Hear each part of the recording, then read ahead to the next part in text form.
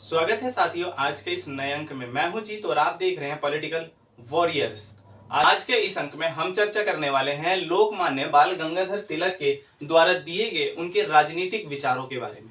उनके द्वारा दिए गए कौन से राजनीतिक विचार थे जिनके द्वारा उन्होंने जो है भारत के संदर्भ में स्वाधीनता लाने का प्रयास किया है, और भारत के संदर्भ में उन्होंने विदेशी ताकतों से भारत को स्वाधीनता दिलाने के लिए अपने जीवन के 40 वर्षों से भी ज्यादा उन्होंने जो है राष्ट्रवादी आंदोलन के रूप में सक्रिय भूमिका निभाई। भारत को एक मुक्त या स्वतंत्र राष्ट्र के रूप में देखने का उनका सपना हमेशा रहा, और इसके लिए उन्होंने जो है अनेक कार्य किए, चाहे वो शिक्षा के क्षेत्र में उनके कार्य देखें हम, या पत्रकारिता के रूप में उन्होंने कार्य किए हों, समाज सुधार के रूप में या राष्ट्रवादी के रूप में उन्होंने कार्य किए हों। उनका कोई भी कार्य जो था वो सब भारत को स्वतंत्रता दिलाने के पक्ष में ही नजर आता है। बाल गंगाधर एक आदर्शवादी विचारक माने जाते हैं, लेकिन उनके विचारों में हमें उग्र राष्ट्रवाद की झलक भी देखने को मिलती है, जहां उन्होंने उग्र राष्ट्रवादी सिद्धांतों का प्रतिपादन करते हुए देश को स्वाधीनता दिलाने का प्रयास किया, और वो काफी हद तक इसमें सफल भी रहे। उनके संपूर्ण जीवन का एक ही उद्देश्य रहा, भारत को जो है स्वाधीनता दिलाना, भारत जो है स्वतंत्र हो जाए और यहाँ के नागरिक स्वतंत्र हो जाए। इसके लिए उन्होंने जीवन पर्यंत अपने इस कार्य में लगे रहे, जिससे उनके इन्हीं कार्यों के द्वारा बाल गंगाधर तिलक से उनका नाम लोकमान्य बाल गंगाधर तिलक पड़ा। बाल गंगाधर तिलक ने अपने जो सिद्धांत है उसको प्रस्तुत करने का प्रयास किया है, और जिसके माध्यम से जो है उन्होंने स्वाधीनता प्राप्त करने का रास्ता दिखाया है। उन्हीं सभी विचारों के संदर्भ में आज हम उनके विचारों की विवेचना करेंगे। तो ये जानते हैं कि हम इस पूरे लेक्चर में आखिर उनके किन किन विचारों को मूलभूत रूप से जानने वाले हैं। तो सबसे पहले हम बात करेंगे उनके जीवन परिचय के बारे में, और उनकी कुछ रचनाएं जो उनकी महत्वपूर्ण रचनाएं थी उनके बारे में हम इस अंक में जानेंगे। साथ ही हम जब बात करेंगे उनके राजनीतिक प्रभाव एवं विचारों की, यानी हम जानेंगे कि राजनीतिक दार्शनिक प्रभाव जो बाल गंगाधर तिलक के ऊपर पड़े वो किन विचारों के अंतर्गत थे और उनके विचार कौन से थे। तो राजनीतिक विचार या प्रभाव के रूप में जब हम देखते हैं तो सबसे पहले हम पाते हैं उनके विचारों में व्यक्ति की स्वतंत्रता पर वो काफी ज्यादा जोर देते हैं। उनका जो दूसरा विचार है वो है राष्ट्र की स्वतंत्रता। राष्ट्र की स्वतंत्रता के लिए भी वो काफी ज्यादा पक्षधर नजर आते हैं, जिसमें नेशनल फ्रीडम या व्यक्ति की स्वतंत्रता के संदर्भ में इंडिविजुअल फ्रीडम की भी बात करते हैं। तीसरा विचार है उनका राष्ट्रवाद की अवधारणा, नेशनलिज्म कॉन्टेक्स्ट में वो बात करते हैं। ये उनका विचार जो है काफी ज्यादा प्रसिद्ध विचार है, राष्ट्रवाद की अवधारणा। अगला विचार जिस पे हम बात करेंगे वो है उपयोगितावाद का खंडन, कि किस तरह से उन्होंने जो है जर्मी बेंथम के सिद्धांत का जो है एकदम से खंडन किया है। अगला जो उनका पांचवा विचार हम जानेंगे वो है स्वशासन की धारणा, यानी कि सेल्फ रूल किस तरह से व्यक्ति में प्रतिपादित होना चाहिए, व्यक्ति स्वयं अपना शासन किस तरह से करे, तो उसके संदर्भ में। और आखिरी जो उनका सबसे महत्वपूर्ण जो विचार है वो है स्वराज। स्वराज के साधन प्राप्ति के लिए कौन कौन से उपायों का उन्होंने प्रतिपादन किया है, उन सभी विचारों के बारे में हम इस अंक में जानेंगे। तो वीडियो को ज्यादा देर ना करते वीडियो को शुरू करते हैं। मैं हूं जीत और आप देख रहे हैं पॉलिटिकल वॉरियर्स। तो इससे पहले कि हम बाल गंगाधर तिलक के राजनीतिक चिंतन के विषय के बारे में, उनके विचारों की ओर देखें, सबसे पहले हम जो है उनका जीवन परिचय एवं उनकी कौन सी रचनाएं थी इनके बारे में जानते हैं।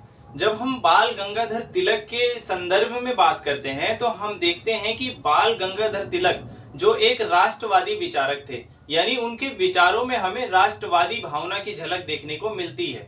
राष्ट्रवादी होने के साथ साथ उनका जो विश्वास था भारतीय पुरातन वेदास या गीता या अन्य उपनिषद जो भी धार्मिक ग्रंथ थे या जो भी पुरानी भारतीय संस्कृति थी या उसका जो भी मूल तत्व था, उनके ऊपर जो है बाल गंगाधर तिलक का काफी ज्यादा समर्थन देखने को मिलता है, और उनके विचारों में भी हमें जो है उनकी झलक देखने को मिलती है। गंगाधर तिलक जो थे भारत के संदर्भ में उसकी संस्कृति को सजोने के पक्ष में थे, और उसके माध्यम से ही राष्ट्रवाद की भावना का अलग जगाने का प्रयास भारतीय जनता में या जन जागरण में करने का प्रयास किया है।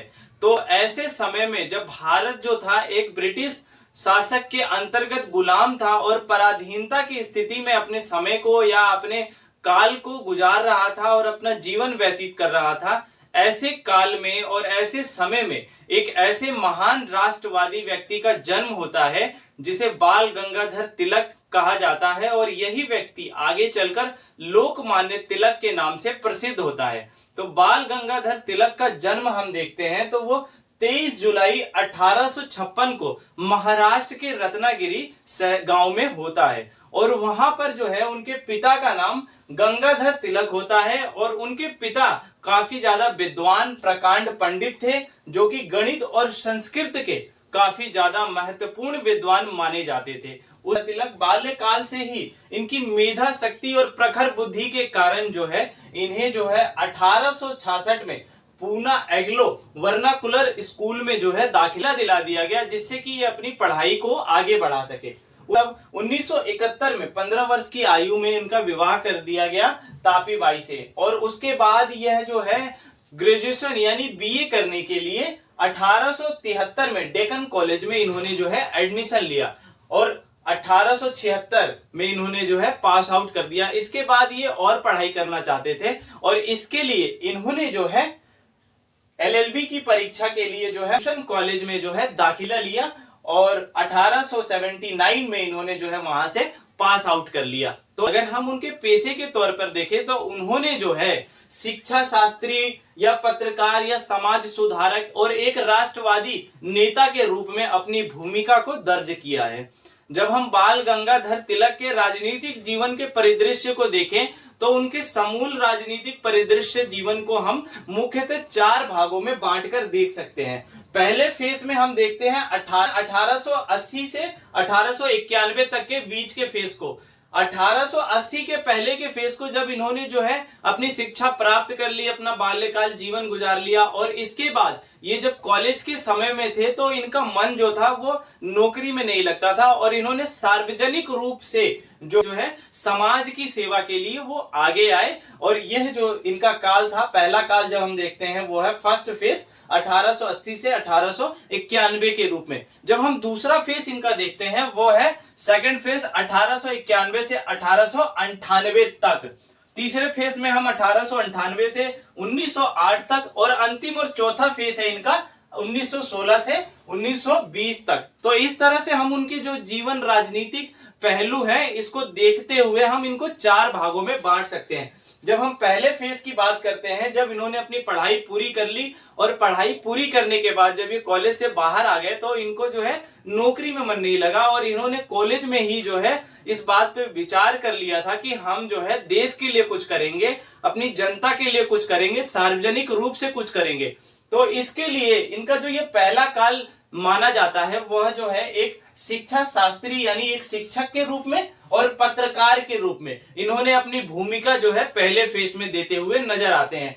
इसके लिए इन्होंने जो है 3 स्कूल की स्थापना की अपने 3 मित्रों के साथ मिलकर। इनका मित्र था विष्णु शास्त्री चिपलूनकर, गोपाल कृष्ण गोखले और गोपाल राव अगरकर। इन तीन मित्रों के साथ मिलकर इन्होंने 3 अलग अलग स्कूलों की स्थापना की, जिसके माध्यम से यानी शिक्षा के माध्यम से जो है देश के भीतर जागरूकता फैलाई जा सके। इसके लिए इन्होंने सबसे पहले 1880 में हम यहाँ देख सकते हैं कि 1879 में ये जो है पास आउट हो गए हैं, और 1 साल बाद इन्होंने जो है एक स्कूल की स्थापना की, पूना न्यू इंग्लिश स्कूल। इस स्कूल की स्थापना के बाद इन्होंने जो है देश के जो शासित लोग थे यानी जो जनता थी उनके लिए जो उनके बच्चों को शिक्षित करने का प्रयास किया। दूसरा स्कूल इन्होंने ओपन किया वो है 1884 में दक्षिण शिक्षा समाज यानी डेक्कन एजुकेशन सोसाइटी भी इसको कहा जाता है।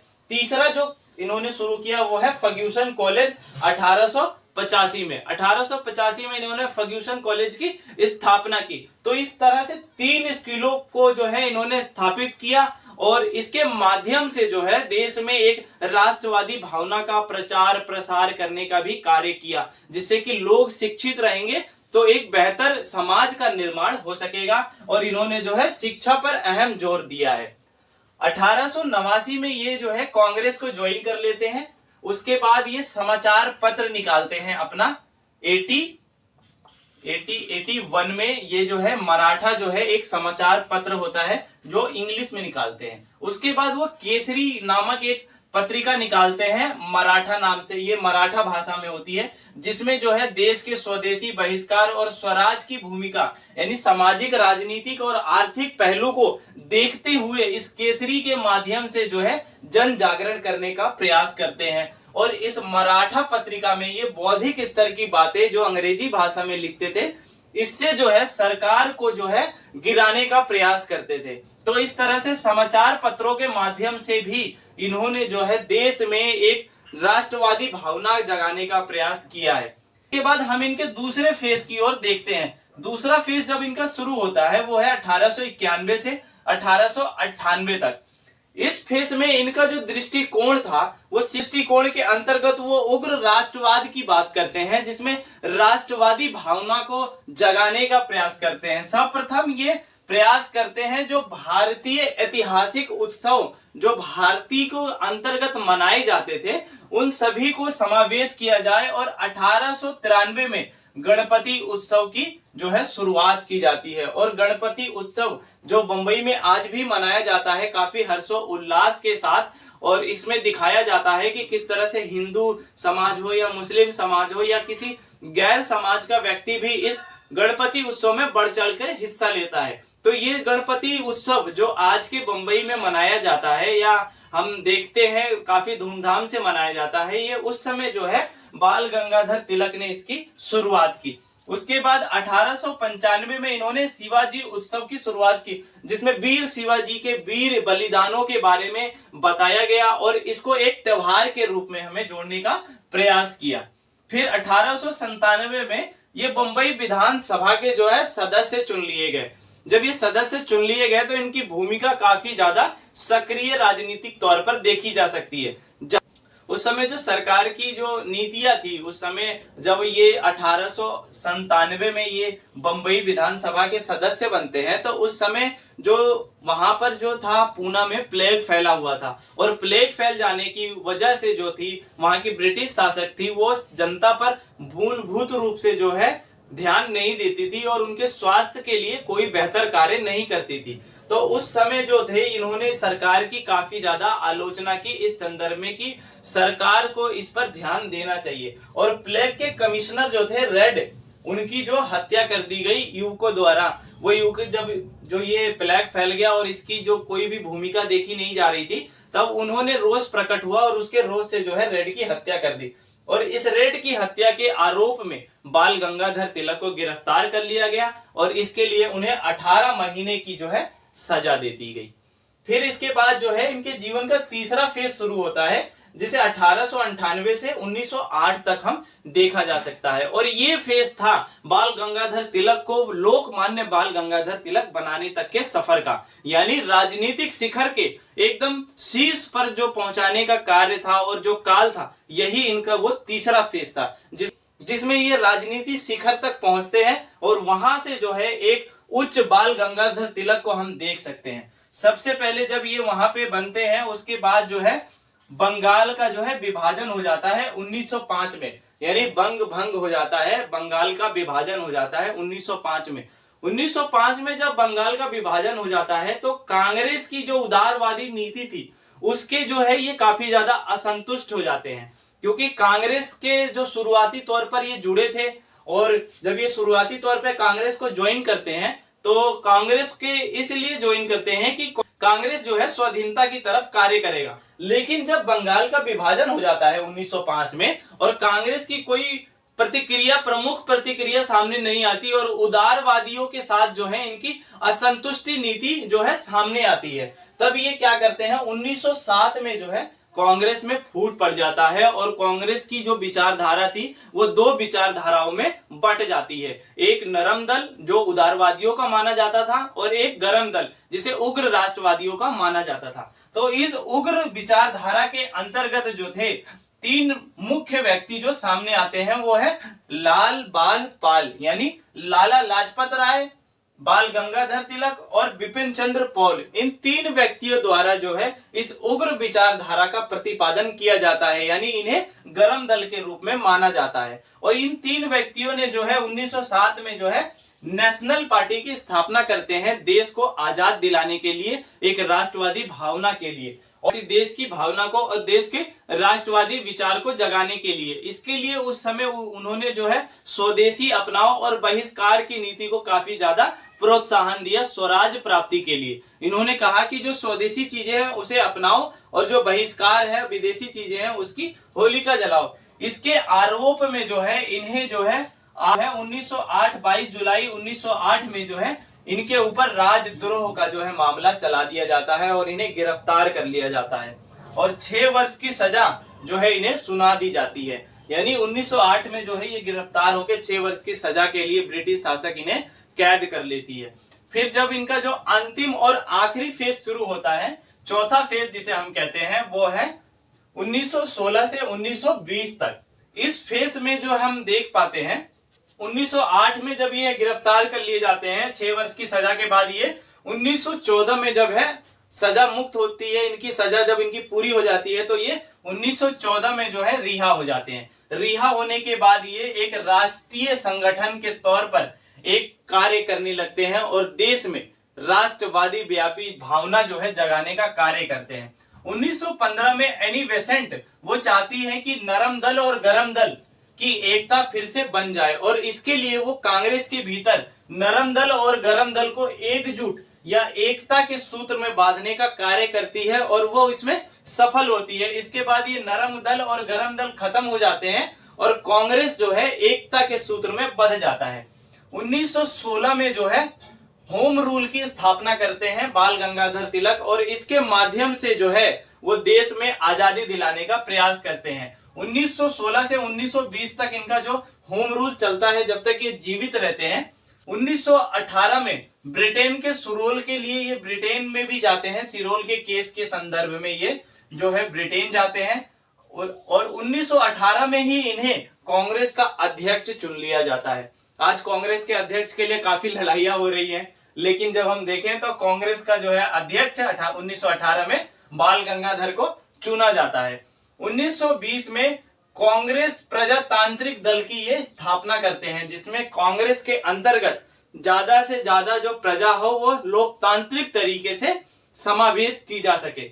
और अंत में 1 अगस्त 1920 में बंबई में जो है इनका स्वर्गवास हो जाता है और एक राष्ट्रवादी विचारक या एक राष्ट्रवादी व्यक्ति हमारे बीच से विदा कर जाता है। तो है उनके जीवन परिचय को इस तरह से 4 भागों में बांटते हुए देख सकते हैं और अलग अलग फेस में उनके अलग अलग कार्यों को भी निरूपण कर सकते हैं। तो इस तरह से हम देख सकते हैं उनके कुछ रचनाएं और कृतियां कौन सी रही जिनके माध्यम से उन्होंने जो है राष्ट्रवादी भावना की अलग जगाने का प्रयास किया।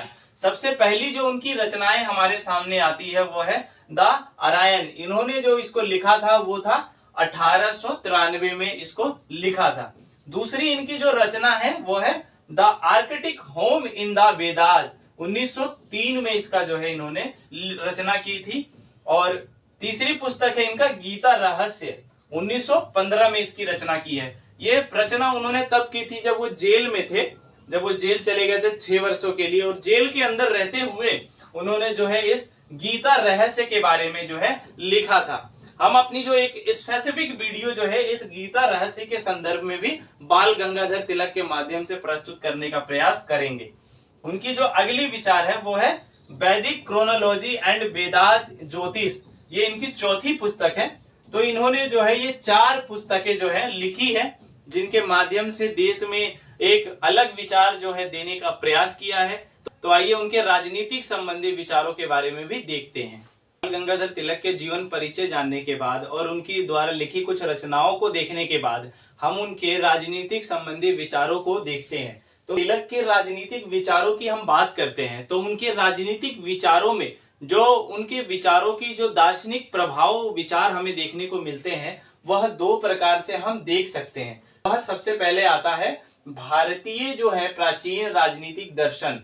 ये इनके प्रभाव थे, इनके राजनीतिक विचार देने के जो प्रभावित तत्व कहे जा सकते हैं या जिनसे प्रभावित होकर इन्होंने जो है राजनीतिक चिंतन के विचार को प्रतिपादित किया, उनके विचारों में हमें देखने को मिलता है प्राचीन भारतीय राजनीतिक दर्शन की झलक है। और दूसरा जिससे वो प्रभावित है वो था पाश्चात्य राष्ट्रवाद प्रजातांत्रिक विचारधारा।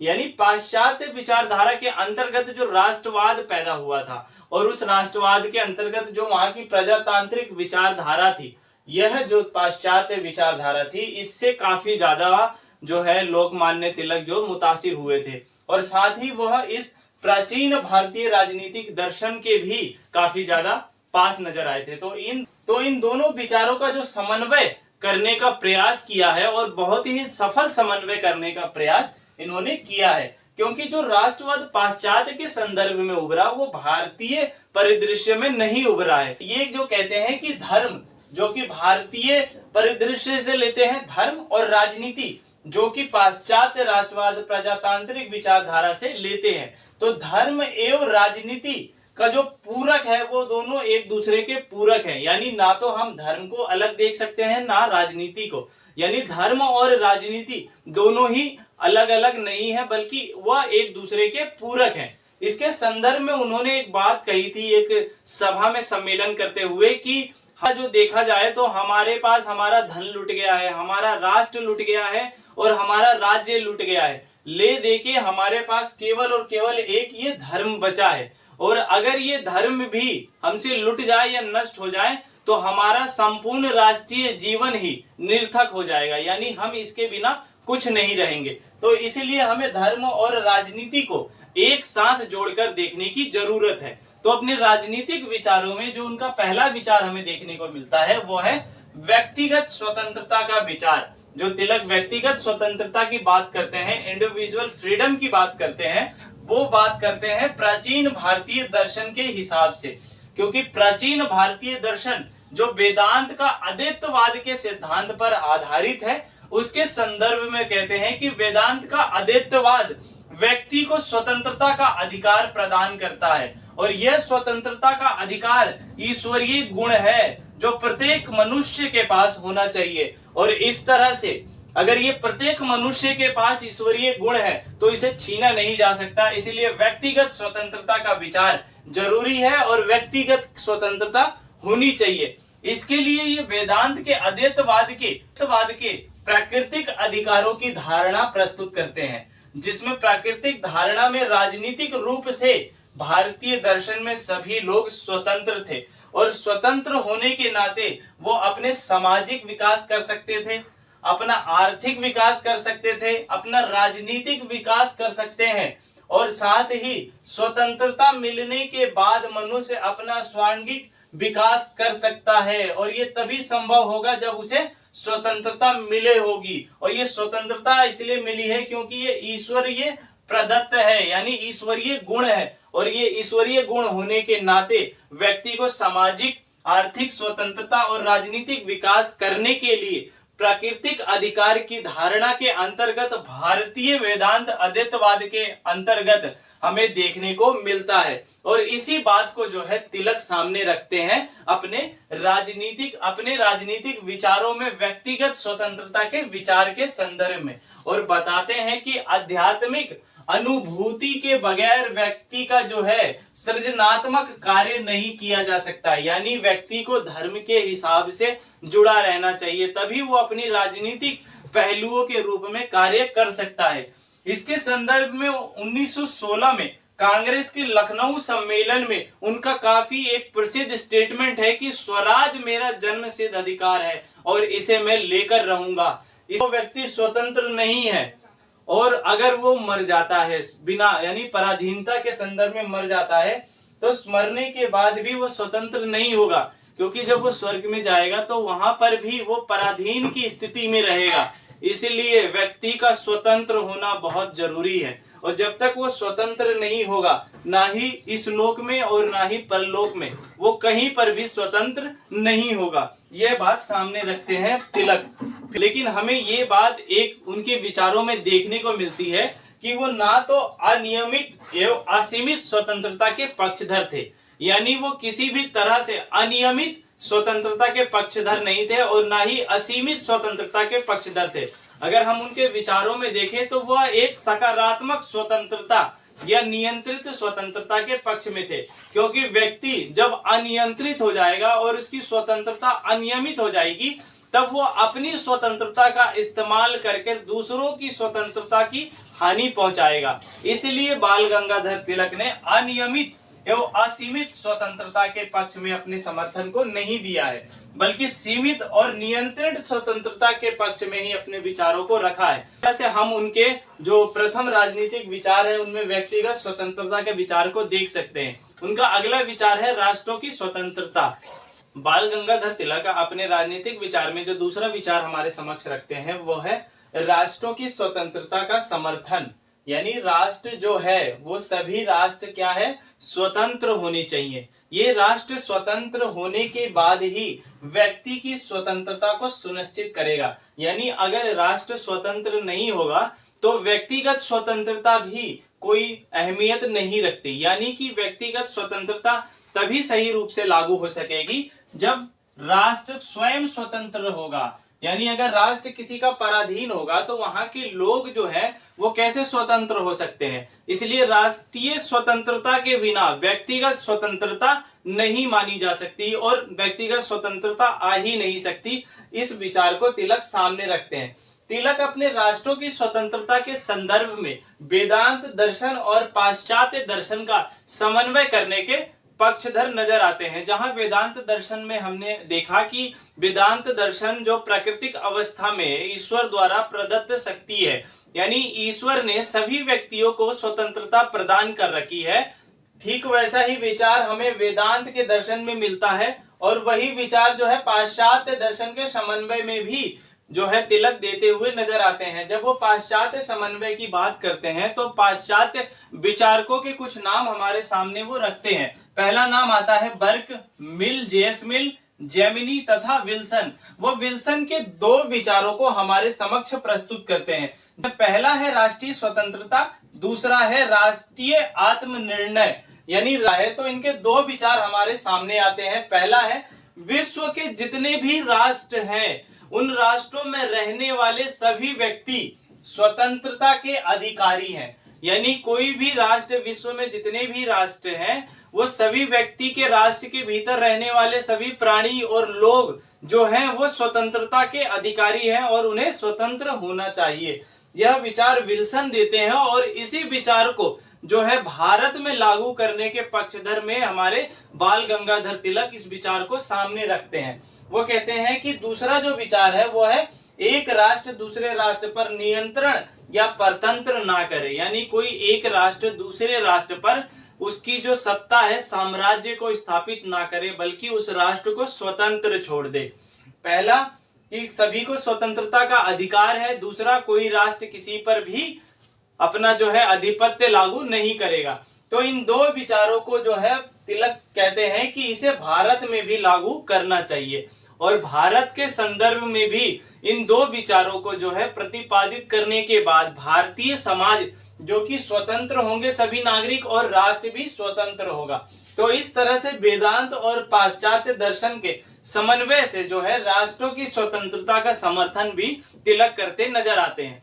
तिलक का एक महत्वपूर्ण विचार जो हमारे समक्ष आता है वो अगला विचार है उनका अवधारणा।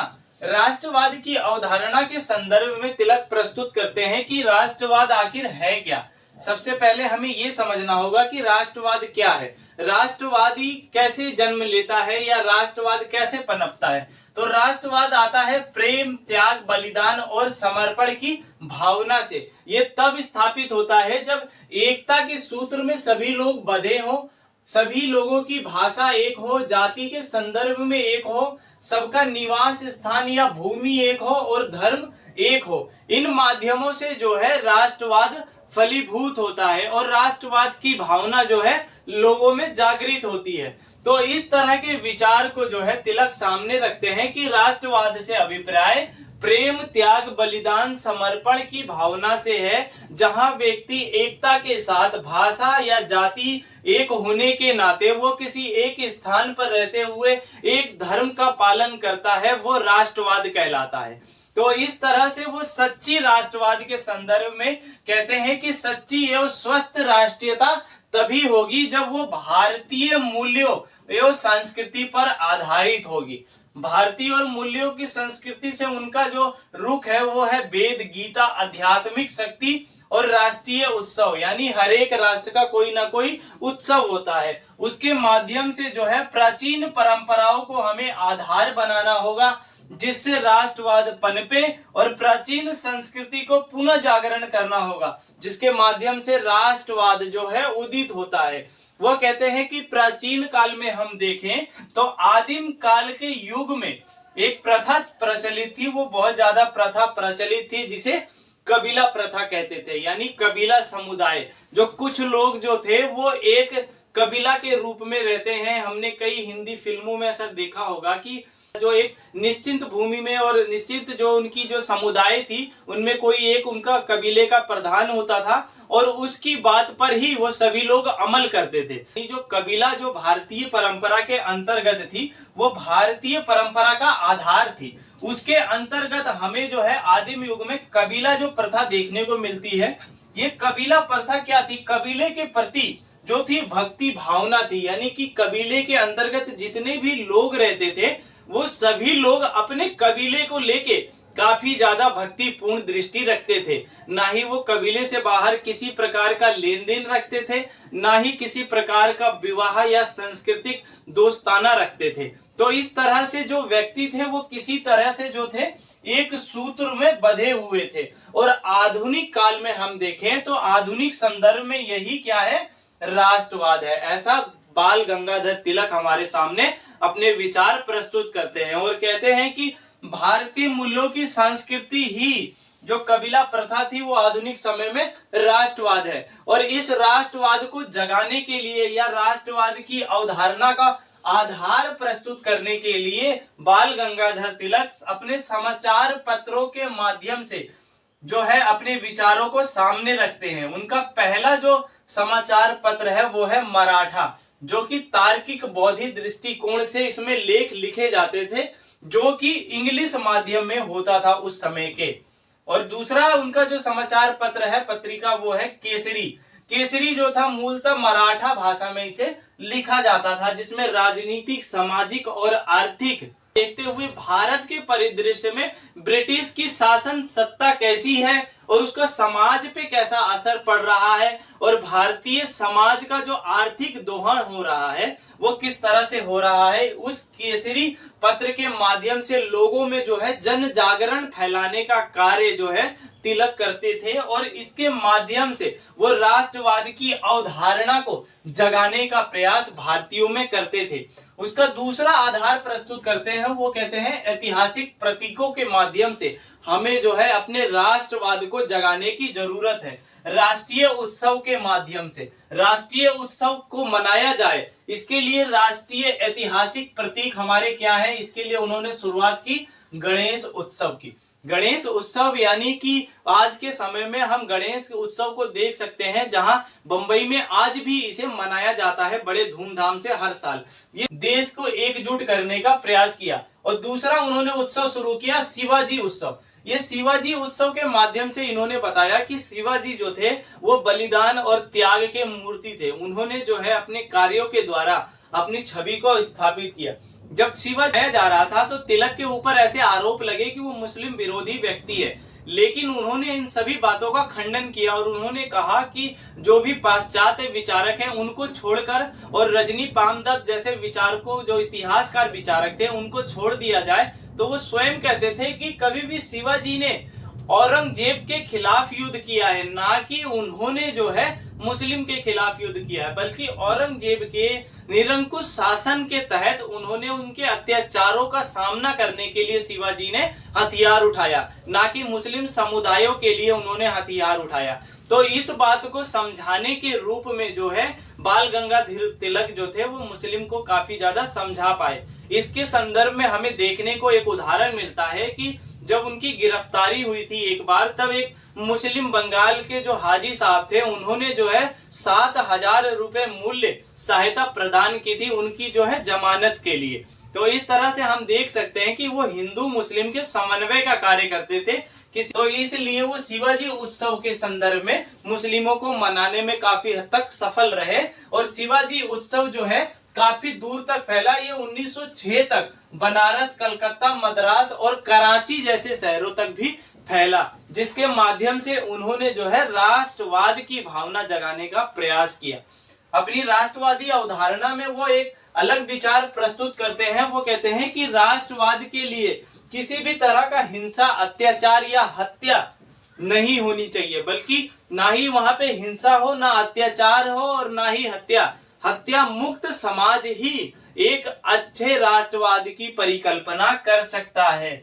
और राष्ट्रवाद कभी भी अंतरराष्ट्रवादी का विरोधी नहीं है। ये बात हमारे जो है तिलक साहब अपने विचारों में रखते हैं। वो कहते हैं कि राष्ट्रवाद कभी भी अंतरराष्ट्रवाद का विरोधी नहीं है, बल्कि हरेक राष्ट्र अपनी स्वतंत्रता, स्वाधीनता के लिए अग्रसर रूप से कार्य कर सकता है और स्वयं को स्वतंत्र रखना चाहिए और सभी व्यक्तियों को राष्ट्रवादी भावना से ओतप्रोत होना चाहिए। तो इस तरह से अपने राष्ट्रवादी अवधारणा के संदर्भ में वो बात करते हैं, जिनके द्वारा वो राष्ट्रवादी जगाने का प्रयास करते हैं अपने 2 समाचार पत्रों से, अपने 2 उत्सवों के माध्यम से, और भारतीय प्राचीन संस्कृति में बताते हैं कि किस तरह से कबीला समुदाय के माध्यम से जो है आधुनिक राष्ट्रवाद को आज के संदर्भ में समझा जा रहा है। लेकिन भारत के परिप्रेक्ष्य में देखें तो हम ये जो कबीला प्रथा था, ये भारत में प्राचीन काल से ही राष्ट्रवाद की अवधारणा को प्रस्तुत कर रहा था,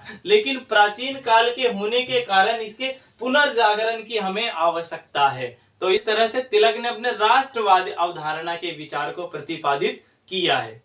बाल गंगाधर तिलक राष्ट्रवाद की अवधारणा के बाद प्रस्तुत करते हैं अपने अगले विचार, जो है राजनीतिक विचार के अंतर्गत, वो है उपयोगितावाद का खंडन।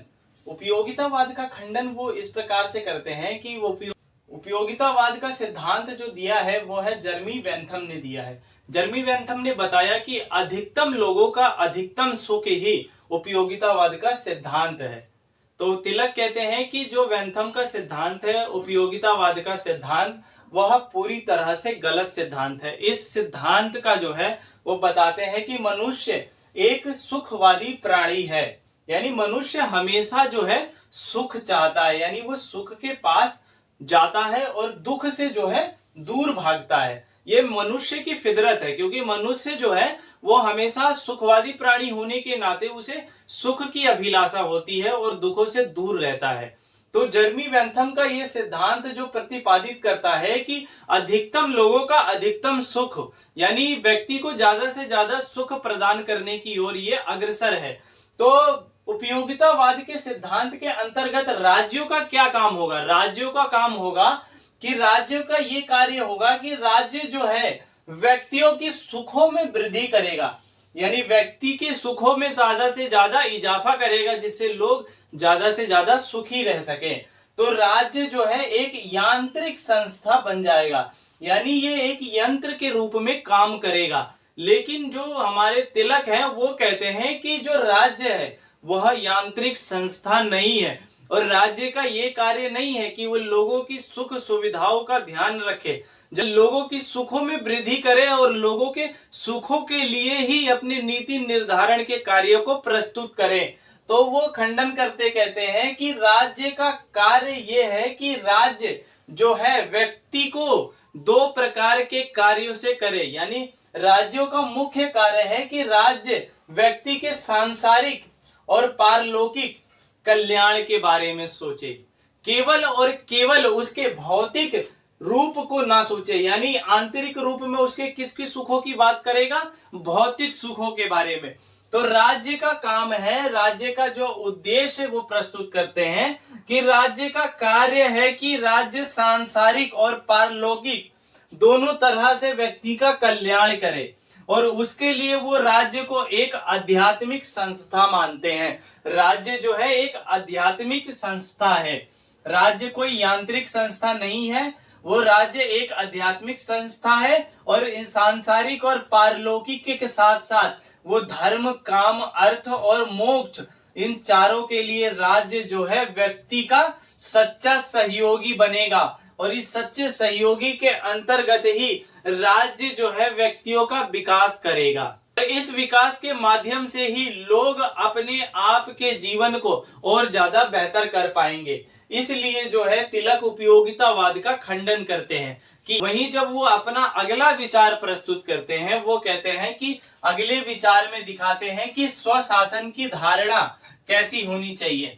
स्वशासन के संदर्भ में कहते हैं कि स्वशासन के बिना जो है राष्ट्रवाद के लिए अनिवार्य अंग है, यानी राष्ट्रवाद के लिए जो चीजें आएंगी वो स्वशासन के माध्यम से आएंगी।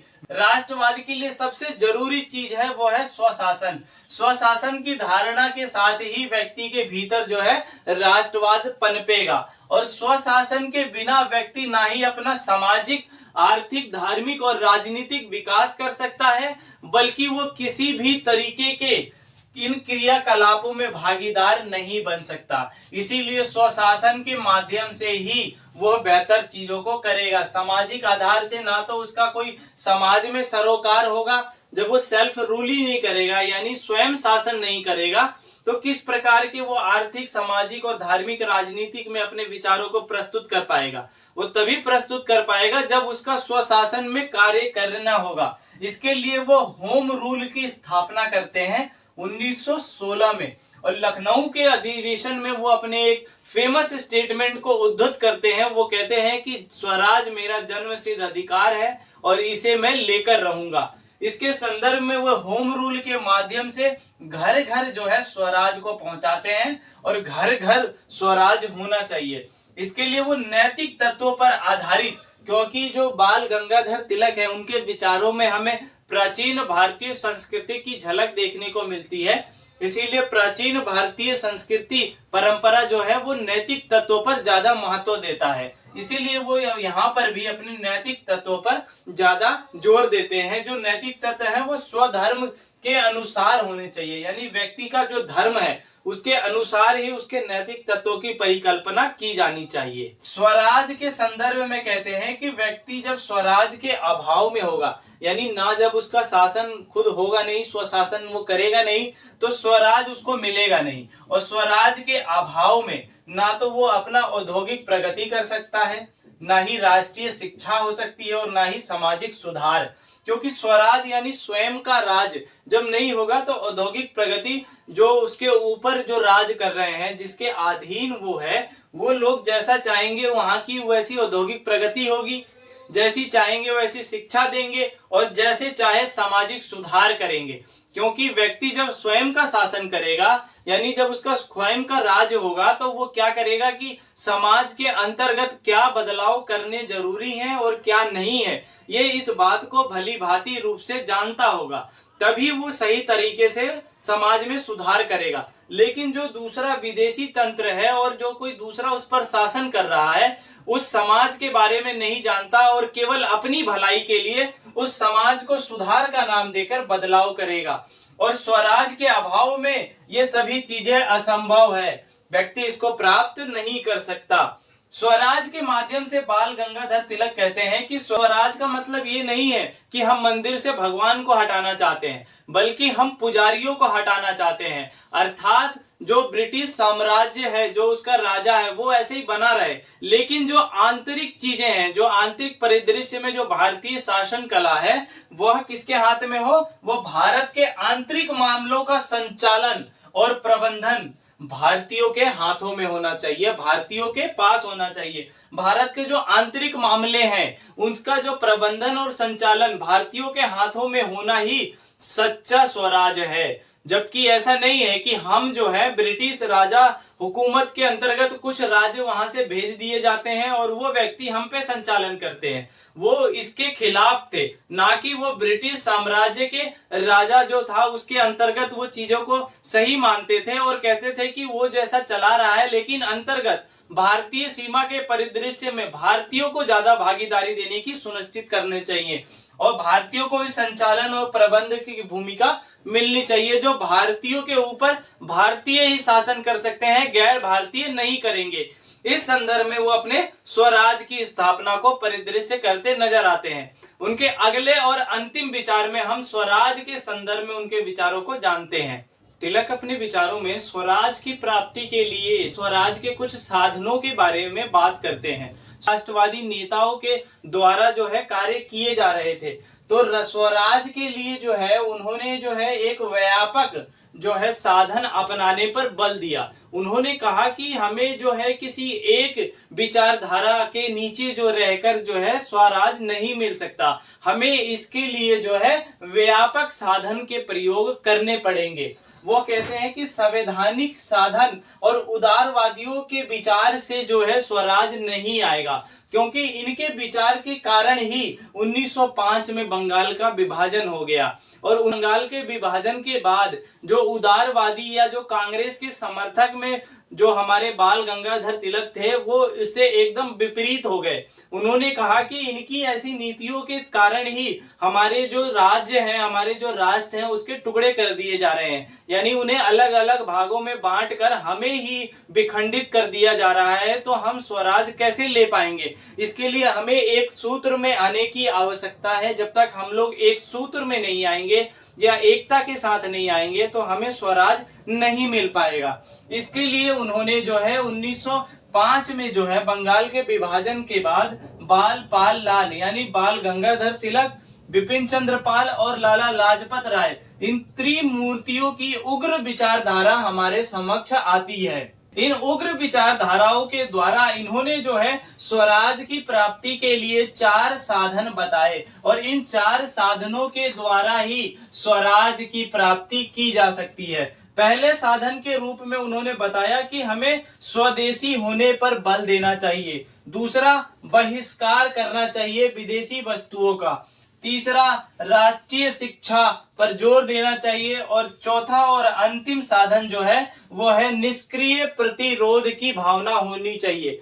जब हम उनके पहले विचार की ओर देखते हैं जो स्वदेशी साधन के रूप में हमारे सामने आता है, जिसके माध्यम से हम स्वराज की प्राप्ति करेंगे, वह आता है उनके समाचार पत्र केसरी के माध्यम से। हाँ, वो बताते हैं कि हमारा जो राष्ट्र है वह एक वृक्ष के समान है और उसका जो मूल तना है वो स्वराज है। यानी एक पेड़ है, ये पेड़ हो गया, एक पेड़ है, इसका जो वृक्ष है, ये पूरा पेड़ जो है वो क्या है? एक राष्ट्र है। और इसका जो ये मूल तना है वो स्वराज है और इसकी जो शाखाएं हैं वह बहिष्कार व स्वराज है। यहाँ से वो केसरी अपने समाचार पत्र के माध्यम से बताते हैं कि राष्ट्र एक वृक्ष है, उसका मूल तना स्वराज है और उस पेड़ की विभिन्न शाखाएं बहिष्कार व स्वराज है। उसके माध्यम से ही हमें स्वराज की प्राप्ति हो सकती है। उन्होंने कहा कि इस स्वदेशी के माध्यम से